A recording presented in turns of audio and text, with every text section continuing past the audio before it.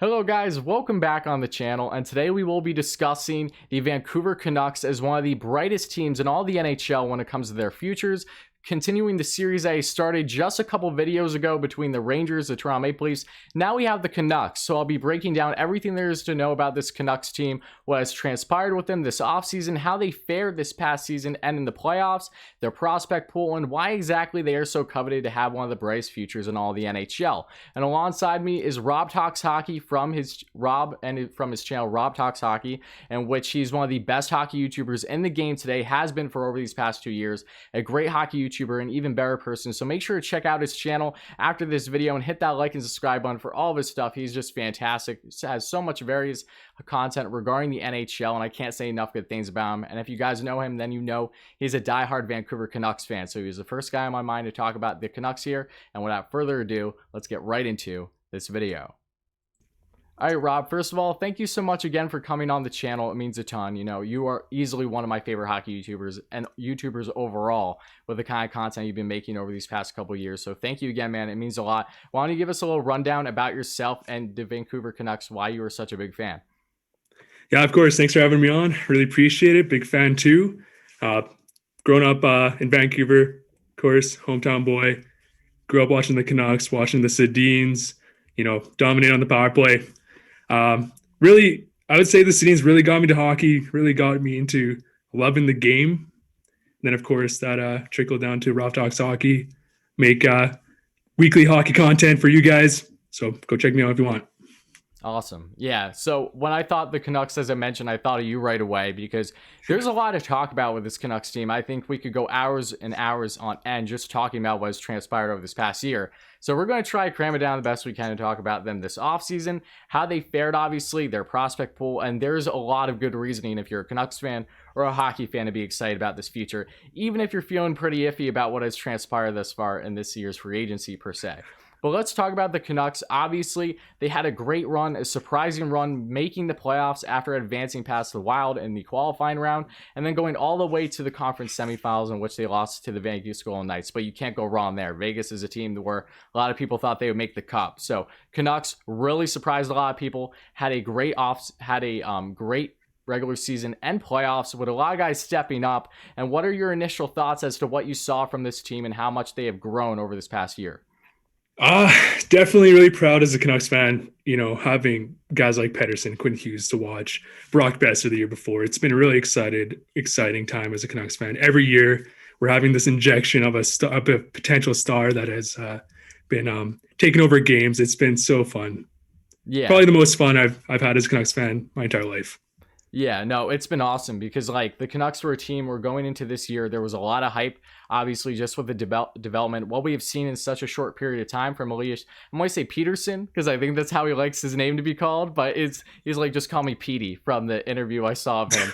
I thought that was funny. But nonetheless, obviously being led around not just Bo Horvat, their newly crowned captain over this past season, but Pettersson and himself has been phenomenal. Originally drafted back, I believe, 5th overall in 2017. My Rangers, because I'm a Rangers fan, they were trying to get him. They didn't. They got Elias Anderson. Need I say more?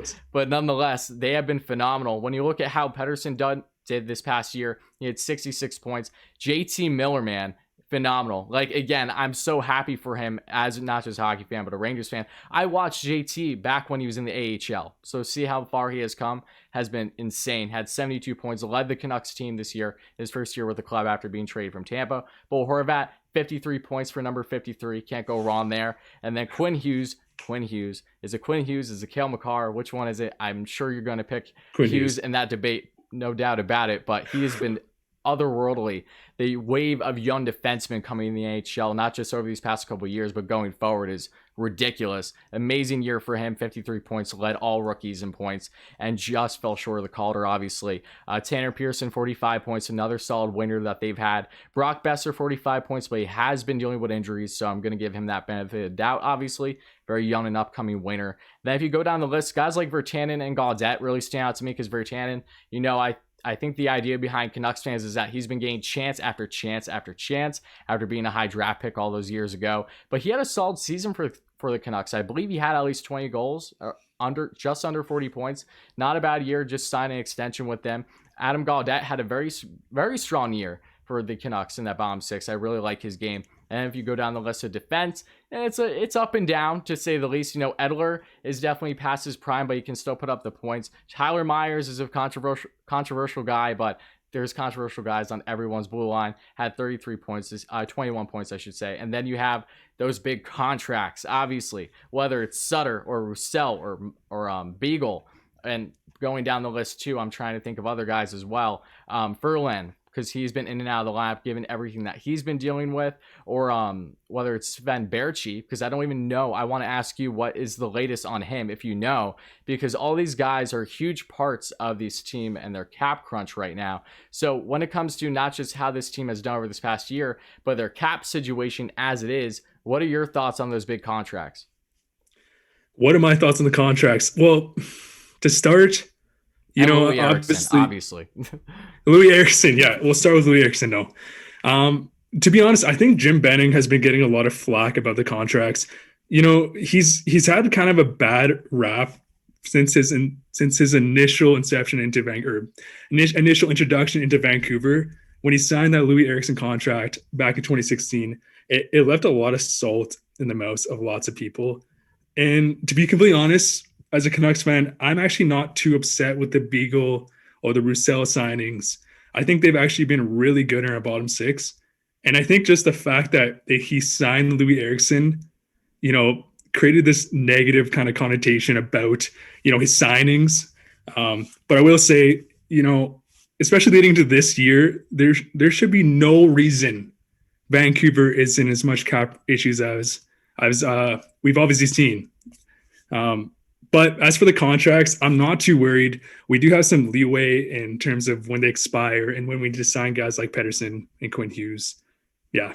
Yeah, no, and I agree. I think when it comes to the contracts too, we should take some things into account. Obviously, this has been a Canucks team that has been fringe between, are they going to compete? Are they going to really push for playoffs or not? Really along the lines of, say, the Minnesota Wild, for instance. They've reminded me a lot of that, really, since, the downfall of the Sedins and then them retiring. There's been a lot of flags, and they've been trying to address it in free agency, as do a lot of teams doing the same position. Now, look, do I think that those are bad players to have in your lineup? No, not at all. Roussel is definitely a glue guy. When healthy, he brings that great sense, not just on the ice, but in the locker room. Sutter is still a very strong bottom six guy. And Beagle, as a Rangers fan, I couldn't begin to tell you how much I despise Beagle for the Washington Capitals every playoff run, year in and year out. He was so fantastic, both on the PKs, faceoffs, and just in that bottom six. And when you look at these guys, you can even look at the New York Islanders in that sense too, where these are great glue guys to have in your bottom six to really start competing for playoffs. It's just the dollar sign that's the biggest issue. And that's why they've had these big issues this free agency. If we look at who's come in, who's come out, obviously you bring in Braden Holtby on that 2-year deal, which was fantastic. I think you really can't get much better than that, because even if you lose him in the expansion per se, you don't have to worry about Demko. I'm not sure if Demko is exempt or not, but I'm just assuming that he's not.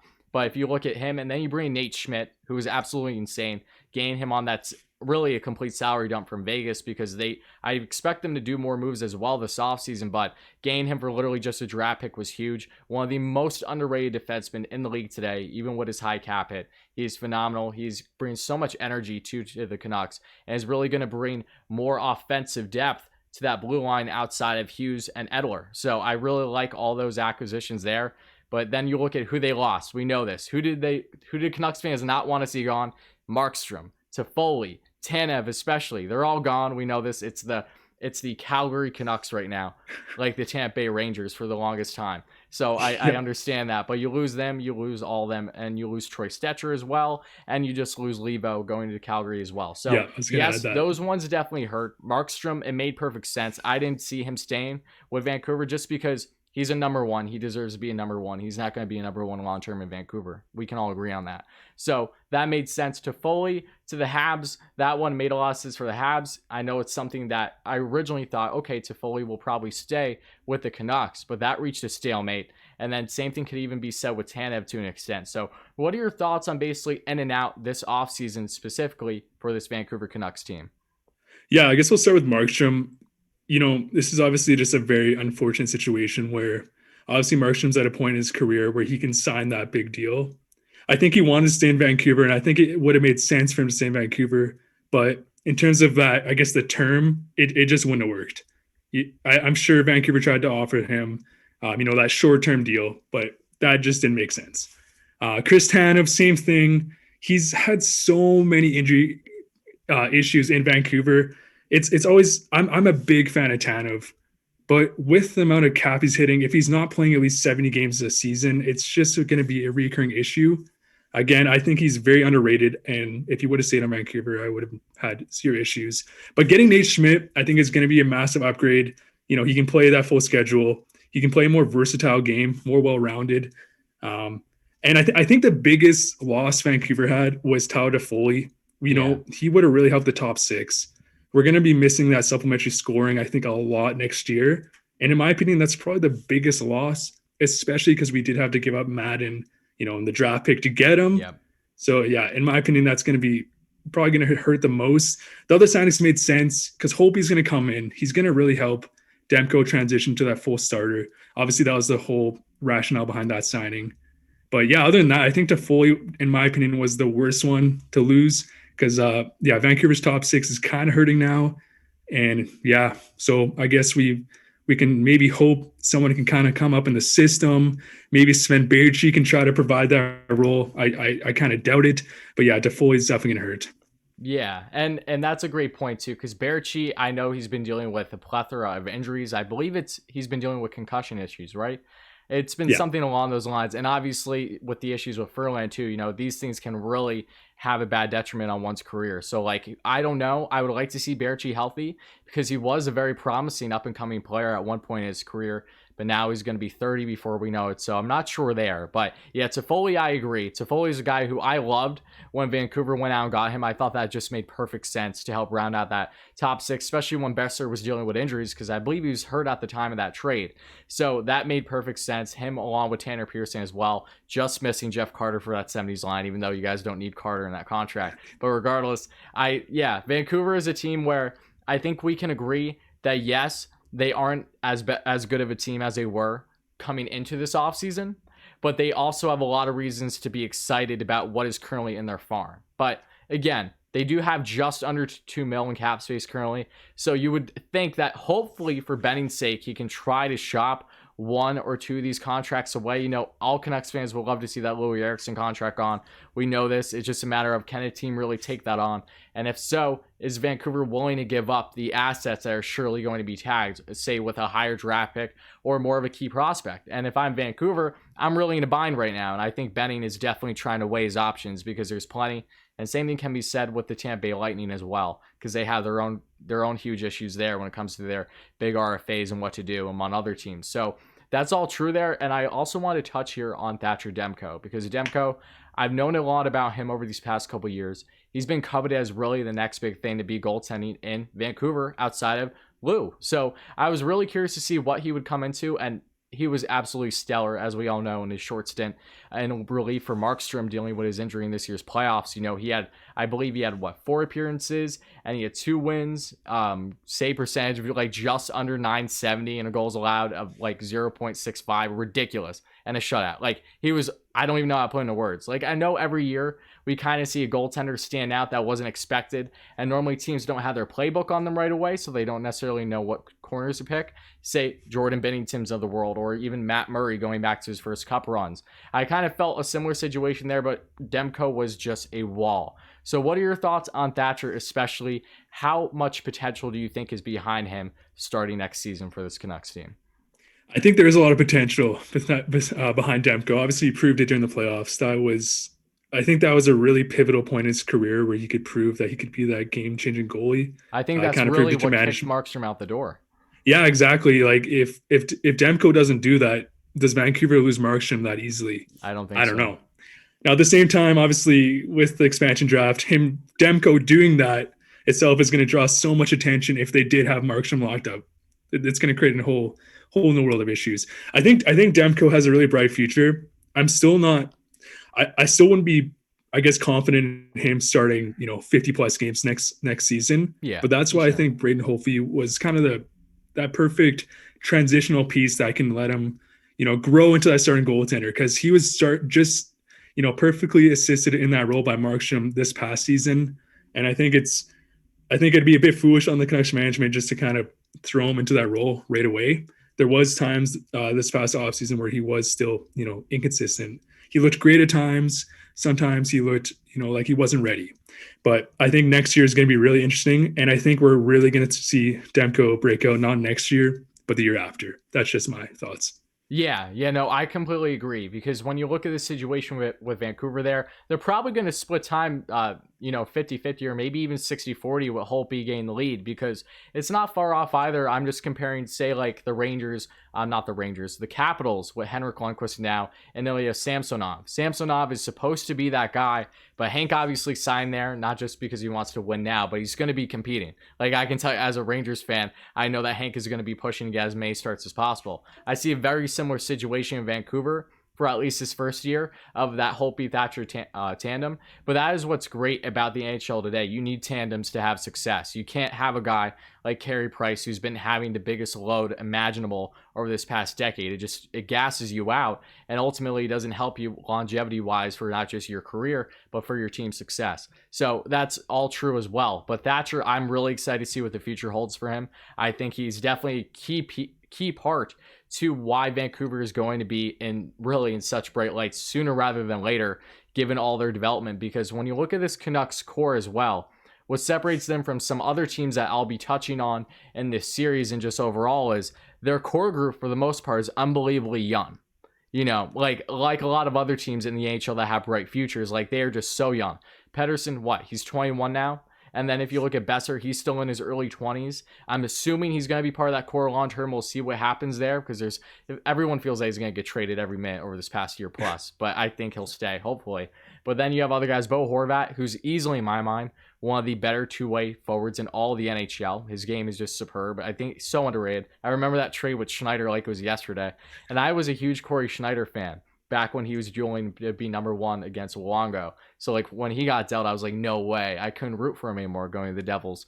But nonetheless, I think when you look at this Canucks group as it is right now, there's a lot to be excited about. You would think that they will try their best to make moves to be competing next year, so they're not in a worse spot than what they were over this past year, given how well they develop.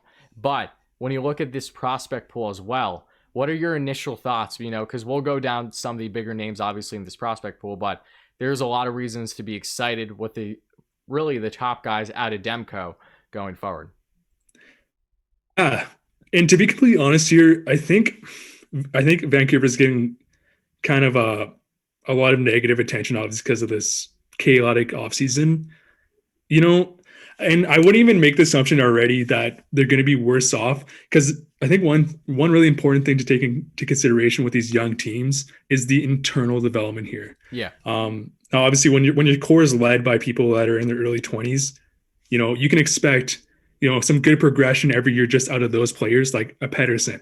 If Pettersson becomes a 100-point player next season, if Quinn Hughes can elevate his game, and if Brock Boeser alone can get back to his 40-goal potential, all of a sudden, just from the internal development here, Vancouver can be in a better spot next year than they were last year. But I think one of Vancouver's biggest issues so far, and kind of touching back to the free agency point, was we've been relying way too much on these free agency signings, guys like Beagle, Roussel. That was early on in the process, but we need to get to this point now where we can start, injecting, those prospects, those later round picks into the lineup if we want to see success. We just saw Tampa Bay win.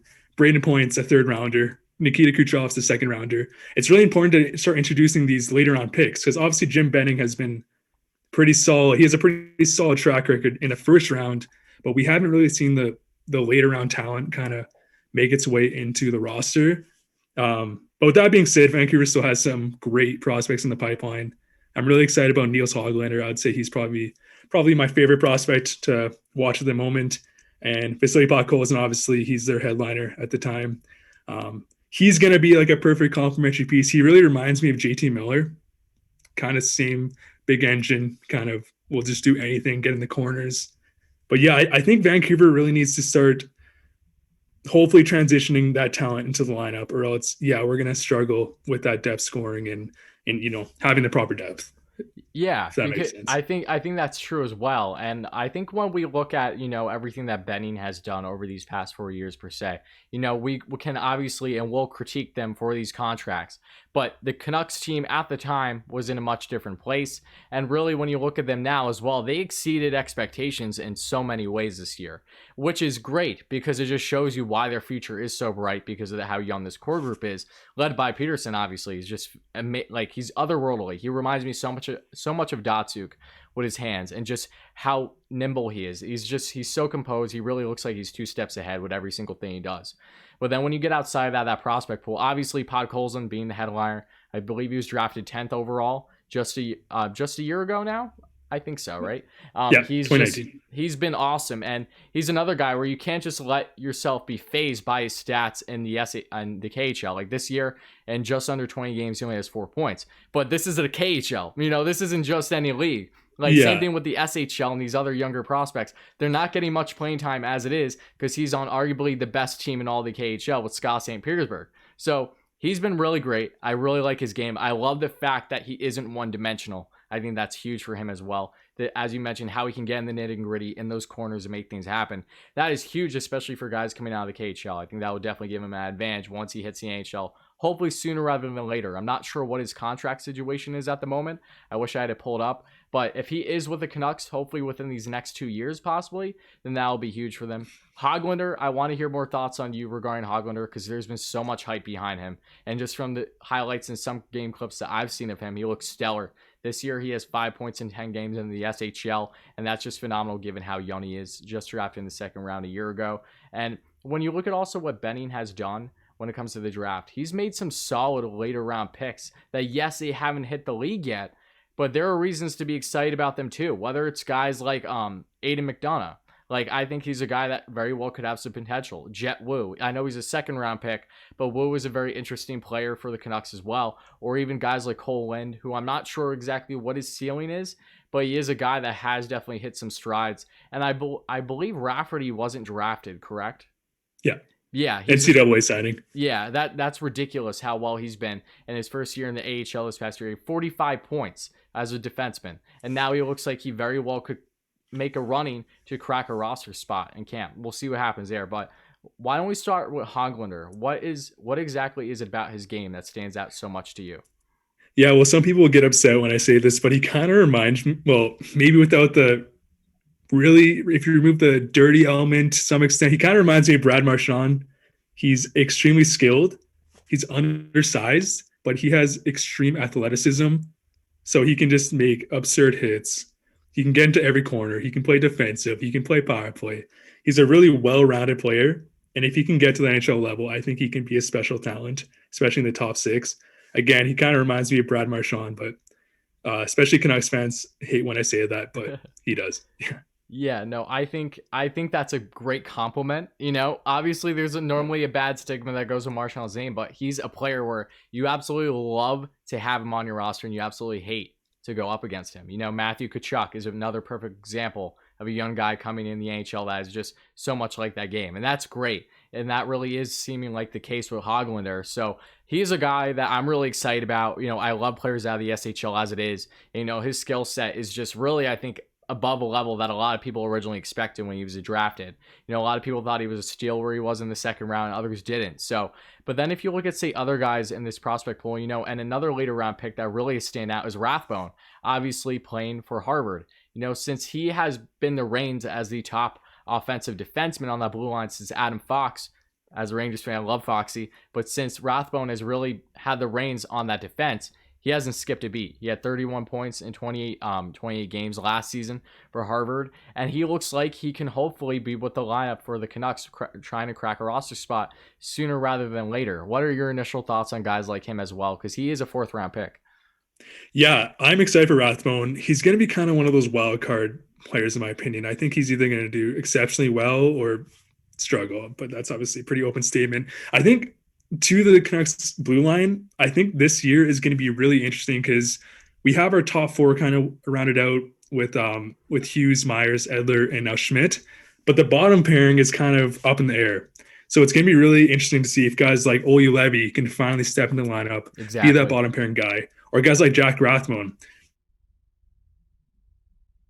You know, All right, sorry, we froze there, but you were continuing with Olievi and the what is going to happen with its defense. yeah, because I think this year, this upcoming year, more than ever, we're going to see spots open, and it's going to be their best opportunity to make the lineup. Guys like Oli Ulevi, Rafferty, Jetwu, Rathbone. It's going to be really interesting to see who fits that bottom pairing role, and if I guess if Vancouver does want to rely on rookie defensemen in their bottom pairing, it's going to be really interesting to see what happens here. Yeah, and I'm excited too because again, as I touched on previously, just knowing that there's such a wave of especially puck moving defensemen coming into the NHL. We've seen it over these past couple years with so many great up and coming teams, but it really looks like for Vancouver's sake, I really hope that there's quite that battle going into camp to next season. I think that we are going to see one or two of these guys that maybe weren't expected to originally make the lineup, but given the holes and given the cap situation, if they say can't do these salary dumps, it really is going to leave that opening there for these guys. So I completely agree with you. I'm really excited for Rathbone, especially because I haven't seen nearly as much of his game as I know you have. And same thing can be said with Rafferty, but I know his story, just really everything that he's done because he's went through so much and he's 25 years old now. But defensemen normally do take some time. So that is a thing where he very well could be a Devon Tays, if you will, where yes, I know Tays was a draft pick, but still takes a while now. Tays is 26 years old. Rafferty could find himself in a somewhat similar situation, just developing at really towards his later 20s. So I'm excited for him. I'm excited for a lot of these guys. Jet Wu is a really just fun name. I remember when he was drafted, I was like, who is this guy? This guy's awesome to begin with. Well, he has definitely had some strides. I know he was traded, I do believe, and played with a different team this past year in the WHL. He had 46 points in 64 games. And the year prior, I think he had 60 plus points. So a little bit of a down year there with him, but he is another great puck moving defenseman that I think Vancouver is going to bode well greatly. Because when you look at their depth now, they have so much puck movers. Like it. As a Rangers fan, I could tell you I feel the exact same way with a lot of the guys that we have in our farm. It's awesome seeing the amount of competition that is sure to come for them because I know Wu is done in the WHL, I believe. I think he's played all of his years now. So he will be going for at least the AHL next year, I'd assume. But a lot of things to be excited about in that prospect pool on the defensive front. And Podkolzin as well. It's just when you remember how he did in juniors and the junior championship this past year. He had 5 points in 7 games. Like he was awesome for Russia. And he's another guy who I think that there's so much potential there with him. And with this group going forward now, going into next year and prior, do you think that there will be any significant moves that you expect to happen given this cap crunch in particular? No, I don't think there will be. I think Benning has been working on Lou Eriksson cap dumps, reportedly for the longest time. I think, especially with so many teams in cap issues, I don't even think it'll happen. I think what's going to happen this upcoming year is Vancouver is going to try to transition this new talent into the team. It's going to be kind of a wild card year because, again, if Olli Juolevi can finally make the lineup and actually be a good top 4, if not top 6 asset, it's kind of a game changer. All these guys, Brogan Rafferty, if he can come in and light up the NHL, it's a game changer. Vancouver it's kind of scary. They're kind of relying too much on young talent, at least for next year. And again, there's so much internal development here. It's so hard to predict what they're going to look like. But in my opinion, in terms of offseason moves, I think they're better off trying to finally inject that talent now that there's so many open roster spots and now that so many of the veterans are starting to kind of leave the organization. It seems like that they are going to be in that scenario as of now. Granted, I do expect a lot of things are going to happen this offseason. We've hit a stalemate in free agency, but so many trades are bound to happen because a lot of teams are trying to free up cap. Significant RFAs. Are they going to be traded? Are they going to be able to sign a long term? A lot's going to happen this offseason. It's just a matter of when and where at this point. But Vancouver is in a very interesting spot right now because, as you touched on, it would make sense for them to try to bank on their youth and how they're doing in the system because that's important for guys that really have been progressing these past couple of years and are basically on the verge of being fringe, if not NHL players for sure. So I'm very curious to see how they do, exactly who bodes well in camp and guys that we see strides out of, whether it's Hoglander, continuing the SHL or this next year, and same thing with Podkolzin in the KHL. There's a lot to be excited there, but I think when we go on how they developed and how much progression they had in the playoffs alone, What was your initial reaction seeing how well Pettersson did? Because we all know how fantastic he's been since he came in the league. One can debate he's already a top 5, if not top 10 talent, which I understand that debate completely, given just how good he is. He's ridiculous. But like, he was over a point per game in this year's playoffs, was really looking like he was on the verge of breaking records. What are your thoughts on his progression and just this young core group overall in these big game scenarios? Well, Pettersson his development has just been insane. Obviously, even from his first game, scoring a goal, 10 goals in his first 10 games, or whatever the stat was. Monster. Pettersson's development has just been insane. And I think Canucks fans have been super blessed. Again, we had the call of the year with Boeser, the call of the year with Pettersson, and then the call of the year with Quinn Hughes. Pettersson, I think he really elevated his game during playoffs. I think he was far more impressive during playoffs, which was huge. Which is why when Vancouver gets a lot of criticism for making those trades for like Toffoli, guys like Toffoli, I'm not against it, because I think, again, like you've been mentioning, Pettersson, dominating in the playoffs, this wouldn't have happened if we didn't have the talent to even get there. And they got so much experience, and I think it's really going to help for the future. Obviously, now it's a cliched thing to say, but it's true. The more games you have, the more compete. You know how to prepare yourself for the next year. And Pettersson's display this past postseason was just insane.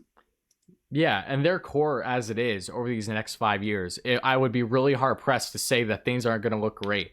Because, again, given how young Pettersson is, given how young Hughes is, these are two of the better players in all the NHL as it is. They have that connection there, whether it's 5-on-5 or special teams. Hughes is just deadly as that power play quarterback, and he's just getting started.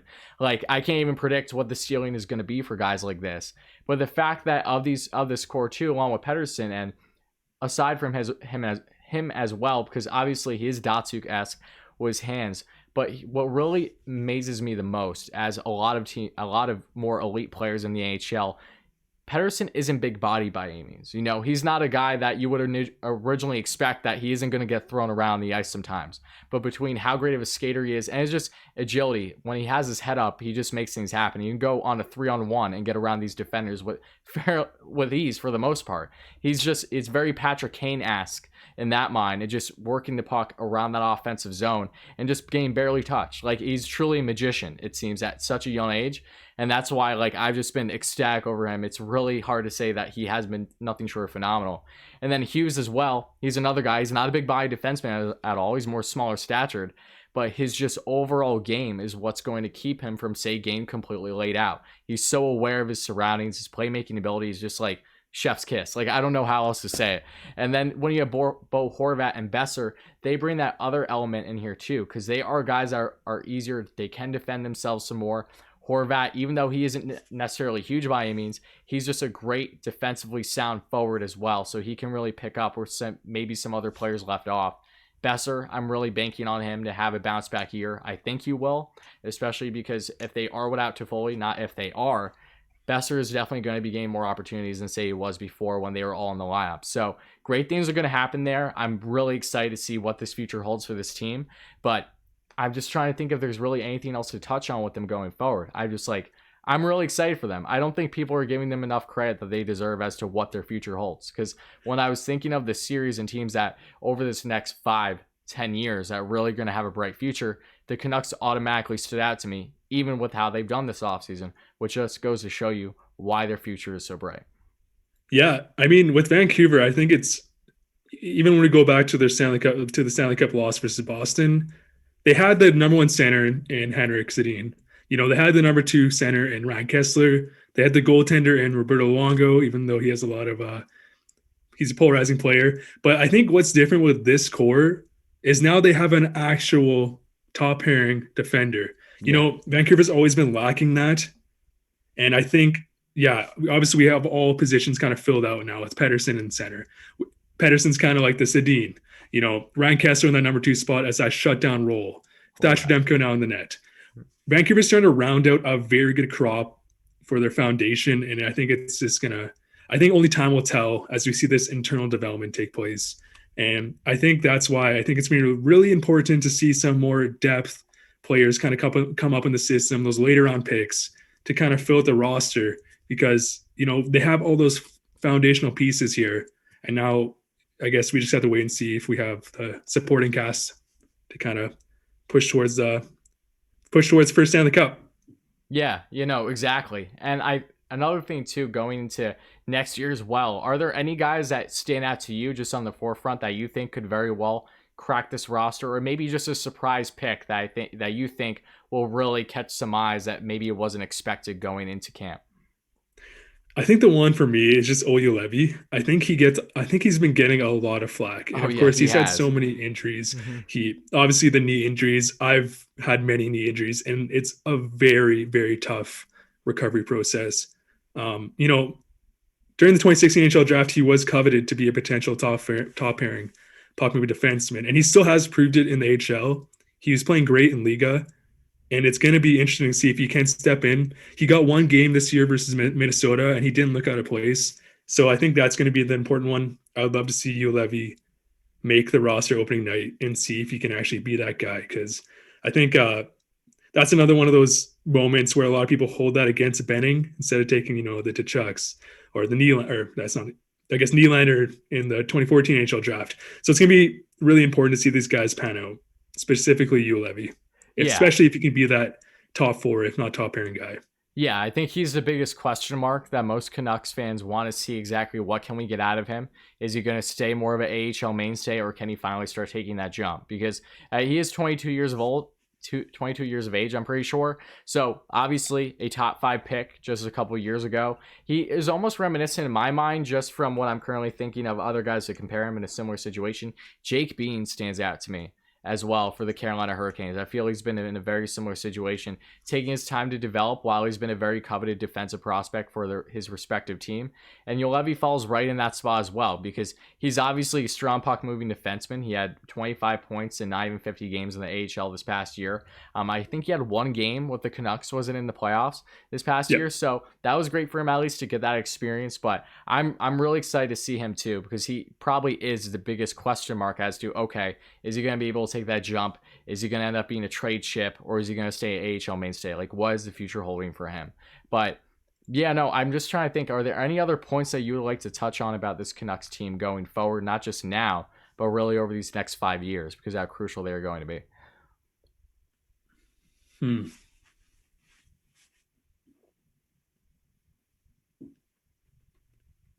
Okay. Yeah. So I think one big part of Vancouver's future here is just the culture of the actual team.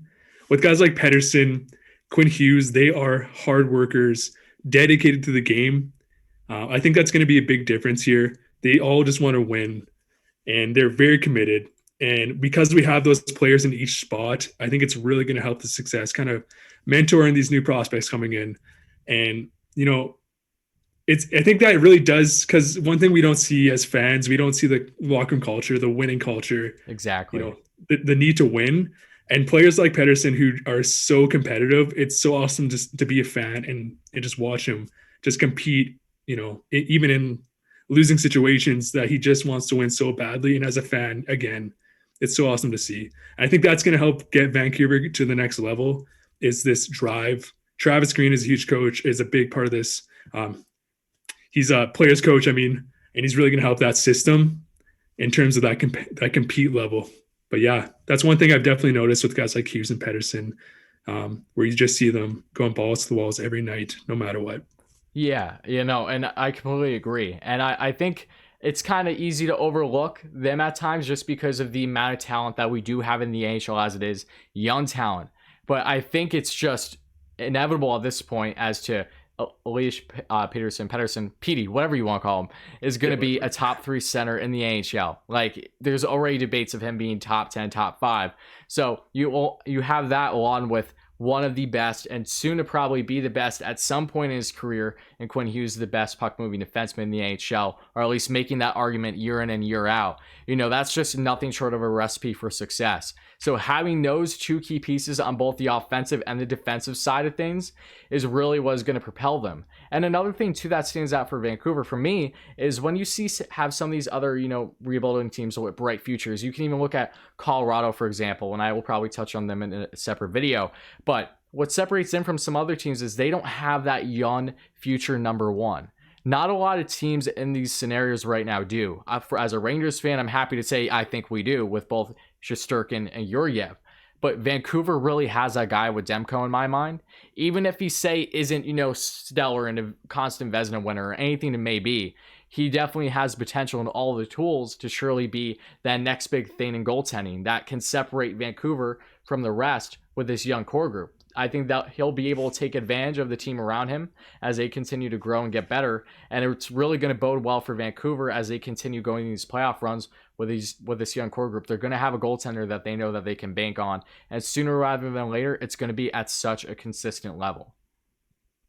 Yeah, I think it's kind of the boring answer compared to some other teams that have so many moving pieces at the moment, so many trade rumors. But for the Vancouver Canucks, when I look at their roster and look at what their future plans are, I think their kind of system right now is going to be kind of let's wait and see. Again, there's so much internal development taking place. There's not going to be a lot of big trades happening anytime soon for them. It's going to be, what can they do? We've assembled this core. We filled out all the primary roles: Pettersson, Hughes, Demko. What can they do? And yeah, it's just going to be a wait and see for Vancouver. I don't think they're going to be making any type of blockbuster deal anytime soon here. I think it's just going to see, let's put the young talent in. Let's see what they can do. And I think that's exactly what they should do, given how young their talent group is and the guys on the come up, surely sooner rather than later. But I think we really touched on everything. And I can't thank you enough, Rob, for coming on here. It means an absolute ton. Just again, when I was thinking about Vancouver, you're the first guy to come to mind because you have been so knowledgeable, not just with the game, but the Canucks itself. So seriously, thank you again. It means a lot. If you want to give any more stuff out there and let people know where to find you, obviously not just on YouTube, but your Twitter, whatever you want to do, make sure to do it right now. Yeah, it's just Rob Talks Hockey on all handles. Follow me if you want. Big fan here. Really appreciate coming on here. Love doing stuff. The hockey community is just awesome. So let's keep up this type of community. Let's do it. Yeah, no, I completely agree. Yeah, no, thank you again, Rob. It means a ton, and I'll talk to you soon. Awesome. And that's it for this video, guys. Of course, make sure to hit that like and subscribe button. If you ended up enjoying this kind of hockey content and you want to see more hockey content related to this going forward, make sure to hit those buttons and let me know your thoughts in the comments below. What are your thoughts on the Vancouver Canucks? Just how bright is their future? And what are some guys that really stand out to you, either as a Canucks fan or a hockey fan going forward, that could surely lead them to the promised land maybe over this next decade? We will see a lot of question marks, but a lot of reasons to be excited as well. And make sure to check out Rob's channel. If you haven't already, what is wrong with you? Make sure to hit that like and subscribe button and put on that notification bell for him. Way more than me. Trust me, he deserves it. He's an absolute beast. So make sure to check him out. As always, guys, let me know your thoughts. And also, if you know graphic design by chance and you would possibly like to design a logo for the channel as I'm searching for one, make sure to email me. I'll have it in the description down below, guys, and check out the P.O. box if you're interested in sending any hockey merch. All that stuff, guys, it means a ton. But thank you again, and I'll be back real soon.